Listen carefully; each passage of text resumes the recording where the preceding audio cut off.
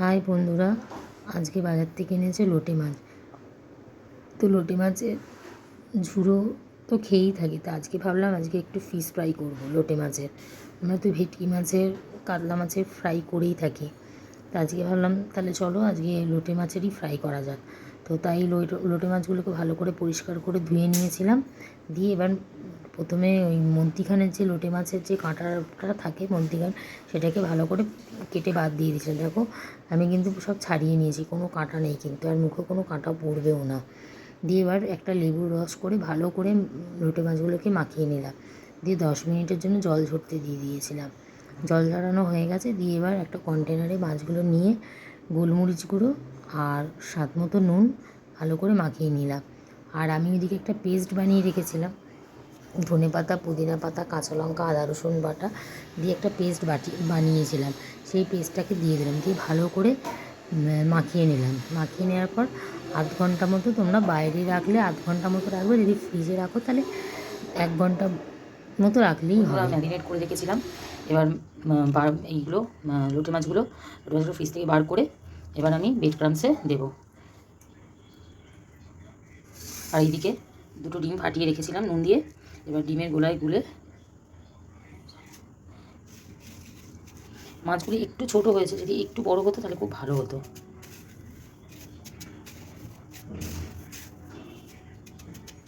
এরকম। আর ব্রেড ক্রাম্বসের মধ্যে আমি একটু নুন দিয়ে দিয়েছি।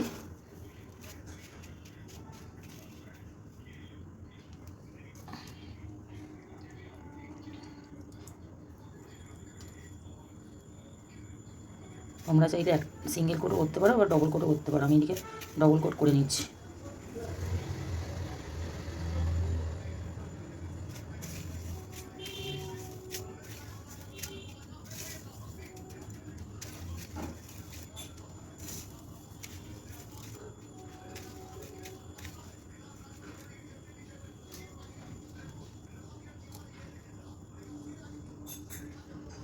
বন্ধুরা, আমি নর্মালি রেখেছিলাম কোটিং করে, ওই আধ ঘন্টা মতো রেখেছিলাম বাইরে। তোমরা চাইলে ফ্রিজেও রাখতে পারো।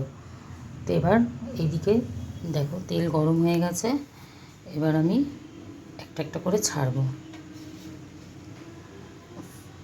গ্যাসটাকে আস্তে আস্তে রেখেছি।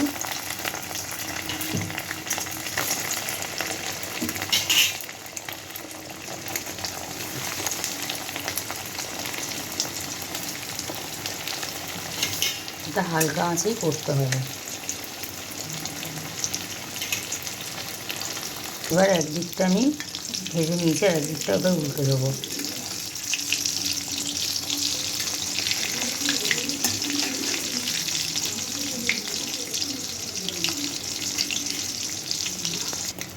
এবার ভাজা হয়ে গেছে, এবার আমি তুলে নেব।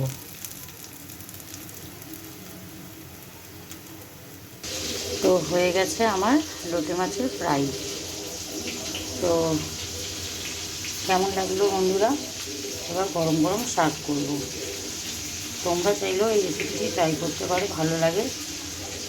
কম সময়ের মধ্যে হয়ে যায়, আর লোকজন এলে ঝটপট, যদি মাছটা থাকে করে তো তাড়াতাড়ি হয়ে যায় করা।